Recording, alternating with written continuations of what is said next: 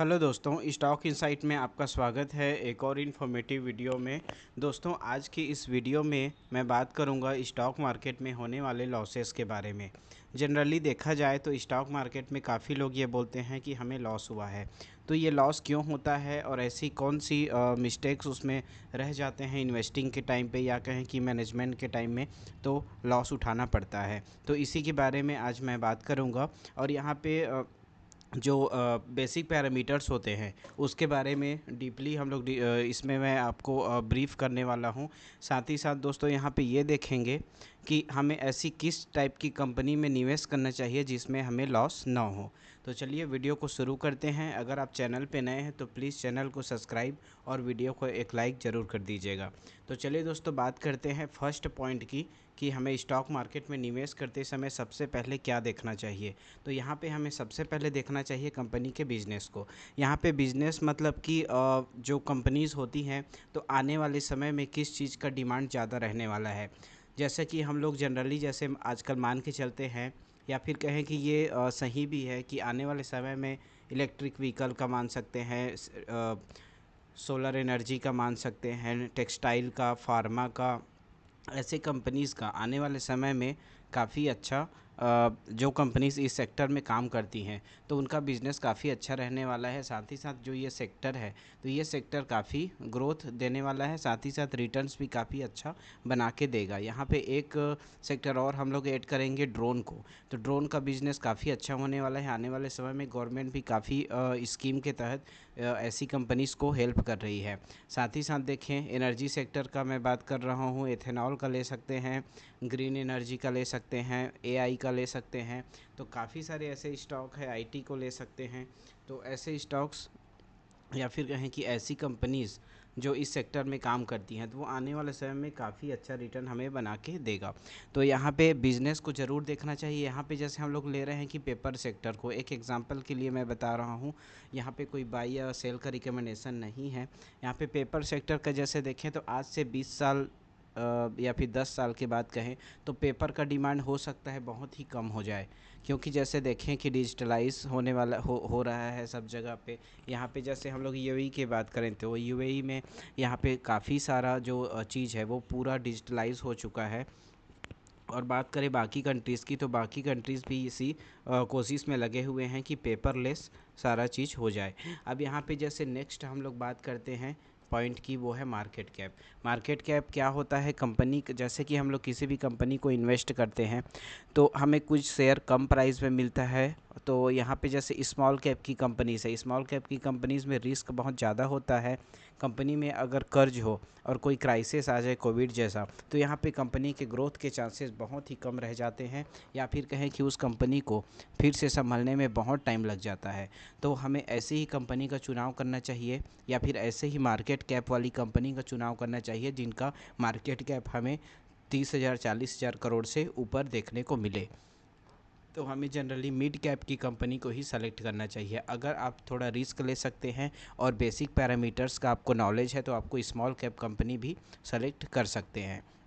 बाकी जैसे दोस्तों रिकमेंडेशन है, अगर किस टाइप की मार्केट कैप वाली कंपनी में निवेश करें तो आपको मिड कैप और लार्ज कैप कंपनी में ही ज़्यादा निवेश करना चाहिए, क्योंकि इन कंपनीज़ का जैसे क्राइसिस की बात करें तो अगर कोई क्राइसिस आता है तो कंपनी 20% 30% 40% डाउन हो जाता है, लेकिन अगर क्राइसिस ख़त्म होता है तो रिकवर के चांस उतने ही स्पीड से वो हाई ग्रोथ करता है। जैसे कि हम लोग टाटा मोटर्स का देखें या फिर दीपक नाइट्राइट के बारे में बात करें तो कुछ कंपनीज ऐसी होती है जो काफ़ी जैसे क्राइसिस में डाउन हो जाता है, लेकिन जब क्राइसिस ख़त्म होता है तो काफ़ी अच्छे तरीके से वो फिर से ग्रोथ ऊपर हो जाता है उस कंपनी का।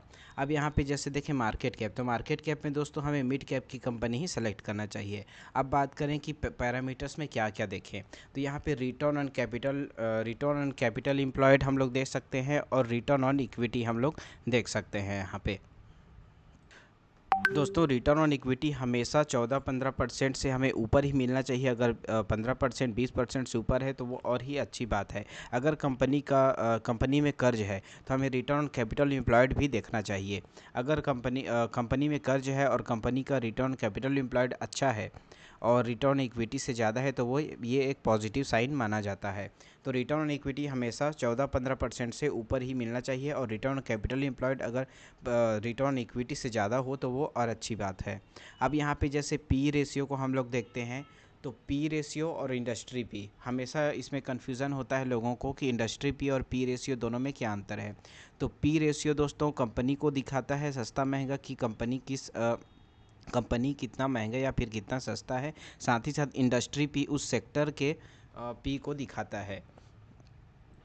तो इंडस्ट्री पी और पी रेशियो में हमें कंपैरिजन करके ये पता चल जाता है कि कंपनी अपने सेक्टर के अकॉर्डिंग कितना सस्ता या फिर कितना महंगा मिल रहा है। साथ ही साथ हमें उस सेक्टर की कंपनीज़ का कंपैरिजन करने में ये इजी होता है कि इनका पी रेशियो इनके जो पीयर कंपनी है उनकी पी रेशियो से कितना कम या फिर ज़्यादा है। अब दोस्तों बात करते हैं अगले पॉइंट की। अगले पॉइंट में दोस्तों क्वार्टर ऑन क्वार्टर ग्रोथ हमें ज़रूर देखना चाहिए। अगर किसी कंपनी में हम लोग निवेश का प्लान बना रहे हैं या फिर निवेश किए हुए हैं तो क्वार्टर ऑन क्वार्टर ग्रोथ को ज़रूर देखना चाहिए। कंपनी का सेल्स बढ़ते हुए होना चाहिए। अगर मान लीजिए कि कोई एक क्वार्टर में सेल कम हो गया लेकिन उसके नेक्स्ट क्वार्टर में वो ज़रूर हमें बढ़ते हुए मिलना चाहिए। नेट प्रॉफिट भी हमें बढ़ते हुए मिलना चाहिए, तो ये एक अच्छा साइन माना जाता है। कभी भी जैसे किसी भी कंपनी में निवेश कर रहे हैं तो सेल ग्रोथ, प्रॉफिट ग्रोथ और अर्निंग पर शेयर ये हमें क्वार्टर ऑन क्वार्टर या फिर कहें कि ईयर ऑन ईयर हमें बढ़ते हुए मिलना ही चाहिए, तब ये फिर एक पॉजिटिव साइन माना जा सकता है किसी भी कंपनी में इन्वेस्ट के लिए। अब नेक्स्ट पॉइंट देखते हैं दोस्तों डेट को। यहाँ पे जैसे देखें डेट कंपनी में कितना होता है, तो जनरली जैसे देखा जाए 0.2, 0.1, 0.5 जो डेट टू इक्विटी रेशियो होता है ये इतना तक ठीक माना जाता है। अगर किसी कंपनी में कर्ज ज़्यादा है, जैसा कि हम लोग देखते हैं बैंकिंग सेक्टर में कर्ज बहुत ही ज़्यादा होता है और फाइनेंशियल सेक्टर में, तो इसका मतलब ये नहीं है कि वो नेगेटिव पॉइंट है। वहाँ पे ये भी हम लोग देखते हैं कि उनका सेल्स और उनका नेट प्रॉफिट और उनका जो मार्केट कैप है वो काफ़ी हमें ज़्यादा देखने को यहाँ पे मिलता है। और जैसे अगर किसी कंपनी में कर्ज है तो इसमें यह भी देखना चाहिए कि कंपनी नेट प्रॉफिट लगातार अच्छा बना रही है कि नहीं और उनके सेल्स लगातार बढ़ रहे हैं कि नहीं। अगर कंपनी में कर्ज है तो ये बुरी बात नहीं है, लेकिन अगर कंपनी का कर्ज बढ़ रहा है और नेट प्रॉफिट कम हो रहा है तो ये यहाँ पे एक निगेटिव सिग्नल हो सकता है। और अगर कंपनी का डेट कम हो रहा है और कंपनी का नेट प्रॉफिट बढ़ रहा है तो ये एक पॉजिटिव सिग्नल माना जाता है। अब बात करते हैं अगले पॉइंट की। अगले पॉइंट में आ जाता है दोस्तों share holding pattern. Share holding pattern में सबसे पहले हमें प्रमोटर की होल्डिंग देखना चाहिए कि प्रमोटर इसमें कितने हैं। प्रमोटर वो होते हैं जो कंपनी को स्टार्ट किए होते हैं या फिर जो कंपनी के से स्टार्टिंग से जुड़े हुए होते हैं, या फिर कहें कि जिनके पास कंपनी की जो मैनेजमेंट है वो रहता है। अब यहाँ पे देखें तो शेयर होल्डिंग पैटर्न में हमें सबसे पहले प्रमोटर देखना चाहिए। सेकंड में हमें एफआईआईज डीआईज की होल्डिंग देखना चाहिए। एफआईआईज मतलब कि फॉरेन इंस्टीट्यूशन जो होते हैं जो आउटसाइड इंडिया से इन्वेस्ट करते हैं, और एक हमें डीआईआईज देखना चाहिए, डोमेस्टिक इंडियन इंस्टीट्यूशन। तो यहाँ पे जैसे डीआईज होते हैं जो म्यूचुअल फंड वाले होते हैं या फिर बैंकिंग को ही ले लें या फिर कोई ऑर्गेनाइजेशन है या कोई इंस्टीट्यूट है, अगर वो लोग इन्वेस्ट करते हैं तो ये लोग क्या करते हैं अपना रिसर्च करके इन्वेस्ट करते हैं। तो जितना ज़्यादा एफआईआईज और डीआईआईज का इसमें इन्वॉल्वमेंट रहेगा या फिर कहें कि शेयर होल्डिंग रहेगा, उतना ही स्टॉक को मजबूत और उतना ही हम लोग ट्रस्ट के साथ इन्वेस्ट का प्लान बना सकते हैं। तो शेयर होल्डिंग पैटर्न किसी भी स्टॉक में इन्वेस्ट करते समय हमें ज़रूर देखना चाहिए। अब बात करते हैं अगले पॉइंट की। अगले पॉइंट में है प्लेज परसेंटेज का। कभी कभी क्या होता है कि हम लोग शेयर होल्डिंग पैटर्न देखते हैं, शेयर होल्डिंग पैटर्न 70% है, 60% है, लेकिन यहाँ पे अगर प्लेजिंग में आते हैं तो यहाँ पे 20%, 30%, 40% हमें प्लेजिंग मिल जाता है।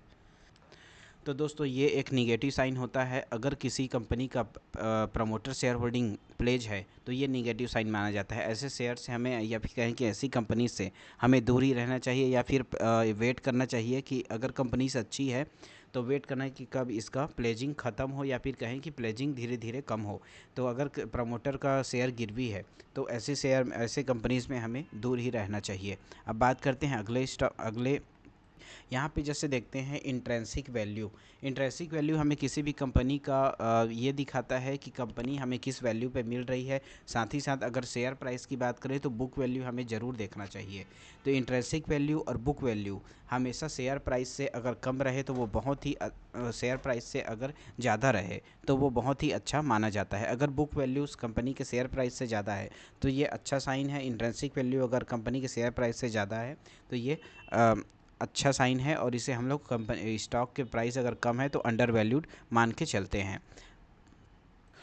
तो दोस्तों ये सारे पॉइंट्स थे। अगर किसी कंपनी में निवेश करना है और इन सारे पॉइंट्स को हम लोग डीपली रिसर्च करके, आपको एक दिन का भी टाइम नहीं लगेगा इन सब को रिसर्च करने में, और आप एक अच्छी कंपनी सेलेक्ट कर सकते हैं इन्वेस्टमेंट के लिए। और अगर आप किसी कंपनी में इन्वेस्ट कर रहे हैं उसके बाद क्वार्टर ऑन क्वार्टर उनका ग्रोथ कैसा है आपको ज़रूर ट्रैक करना चाहिए। आप बीएससी रिज़ल्ट कैलेंडर में जाके क्वार्टर रिज़ल्ट कब आ रहा है वहाँ पे आप कैलेंडर देख सकते हैं और उसके अकॉर्डिंग अपना प्लान बना सकते हैं कि रिज़ल्ट के बाद कंपनी का मूव क्या रहेगा, वो आपको पता चल जाता है। तो दोस्तों वीडियो कैसा लगा कमेंट में ज़रूर बताइएगा, और अगर आपको वीडियो अच्छी लगे तो प्लीज़ वीडियो को लाइक और चैनल को सब्सक्राइब ज़रूर कर दीजिएगा ताकि ऐसे ही वीडियो आपको लगातार मिलती रहे। धन्यवाद दोस्तों।